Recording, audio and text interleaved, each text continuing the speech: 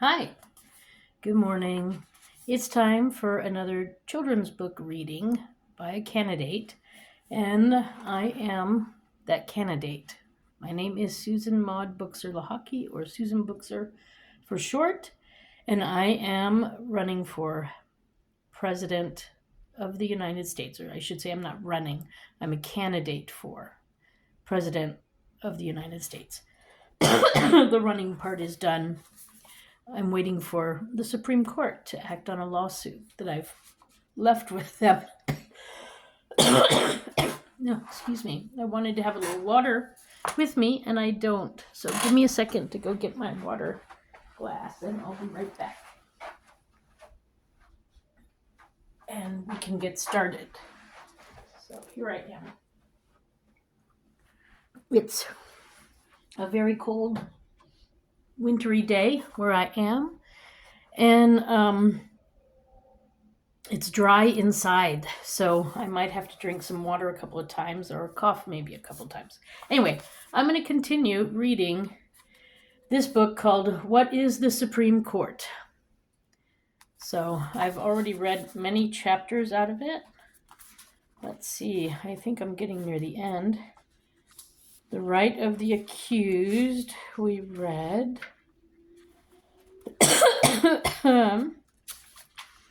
Then marriage and protest, we read.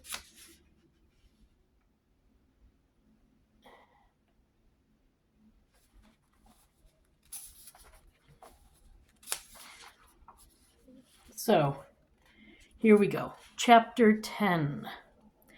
The 2000 presidential race. Believe it or not, for 5 weeks after the presidential election in 2000, a winner was still not declared. In modern times, the results are usually known late on the night of the vote or early the next morning. In 2000, the race was too close to call. The Republican candidate was George W. Bush, who had been governor of Texas. His father, George H.W. Bush, had been president from 1989 to 1992. The Democrats' candidate was Al Gore, who had been vice president under Bill Clinton. In the end, it all came down to the state of Florida. The results there would tilt the victory to either Bush or Gore. Because the results were so close, there were recounts. The fights over whether the recounts had been fair. So the fights were over whether the recounts had been fair.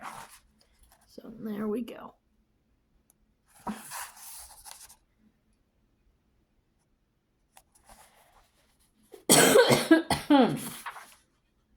Both political parties went to court. The case going all the way to the Supreme Court in Bush versus Gore. Although the Supreme Court prefers to stay out of politics, a winner needed to be declared. On December 11th, 2000, two lawyers, Ted Olson for the Republicans and David Boies for the Democrats, had their day in court. They had both argued Supreme Court cases before and were among the most skilled and famous lawyers in the country. Each made strong arguments for his candidate. The court's promise to decide the case quickly, and it did. The very next night, December 12th, the justices reached a decision. It was close as could be. The court said 5-4 that there would be no more recount.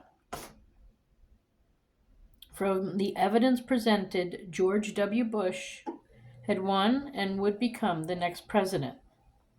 One night later, Al Gore said he would accept the court's decision. Now the U.S. Supreme Court has spoken, he said in his televised speech.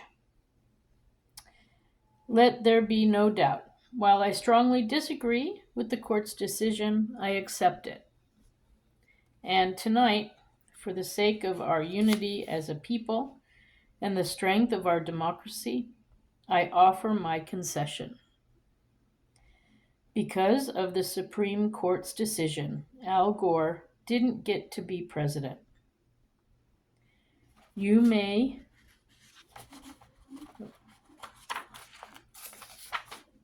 be surprised that Al Gore actually received almost 550,000 more individual votes than George W. Bush. There we go.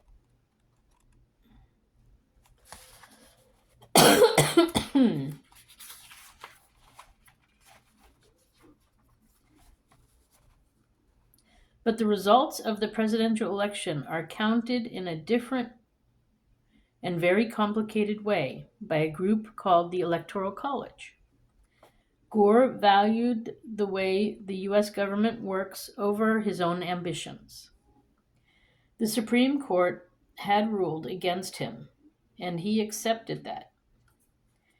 In 2020, Republican President Donald Trump wanted the Supreme Court to rule that he had won the election and would get to serve a second term. But the court refused to hear the case. The majority in the court decided to stay out of politics this time. Joe Biden had already been declared the winner and certified by Congress. He was sworn in as president on January 20th, 2021. Other decisions about elections also reached the court. There are complicated rules about the amount of money the presidential candidates can lawfully receive as campaign donations.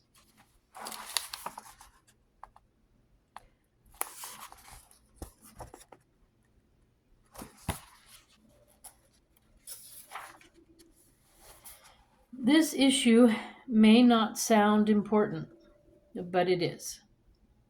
The more money candidates raise, the more advertising their party can place in newspapers, on social media, and on TV. It helps pay for signs people put in their front yard saying who to vote for. This is a way to reach millions of people and try to get their support. More money means a candidate can open more offices in different states and hire more workers on the campaign. But suppose a rich person gives a ton of money to help one candidate in a congressional election. Is that fair to the other side? There were laws that attempted to restrict what a rich person could give to a campaign. The case before the Supreme Court was named Citizens United versus Federal Election Commission. It was about a documentary movie about a politician, Hillary Clinton. It portrayed her in an unflattering way.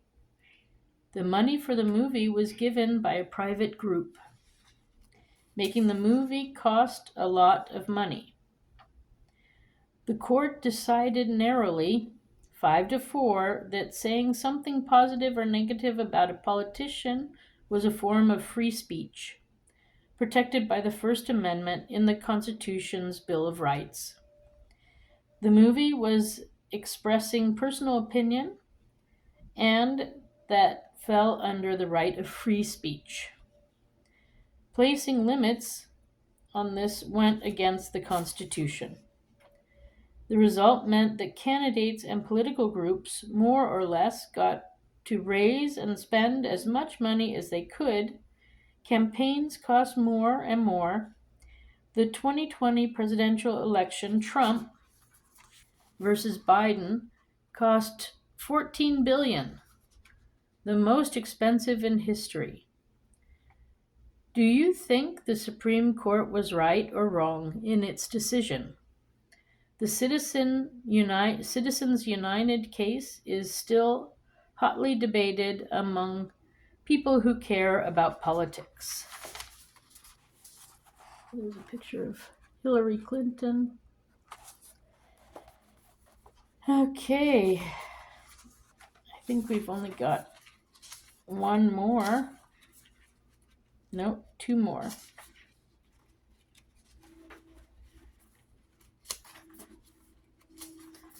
Two more chapters, and then that's it. I'll have to introduce soon a new book. Anyway, that was our book for today, the Who is the Supreme Court? I hope you enjoyed the chapter, and thank you for stopping by.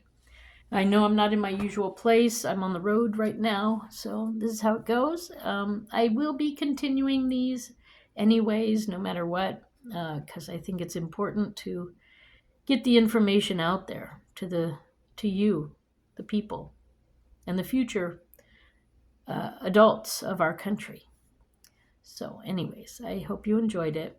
If you want to find out more about me and my campaign and my lawsuit that I have pending with the Supreme Court, you can go to my website. It's susan4usa.com. That's Susan, the number 4, usa.com. Okay. Thanks for stopping by. Have a good day wherever you are, and drive safely and dress warm. It's very cold right now. Bye.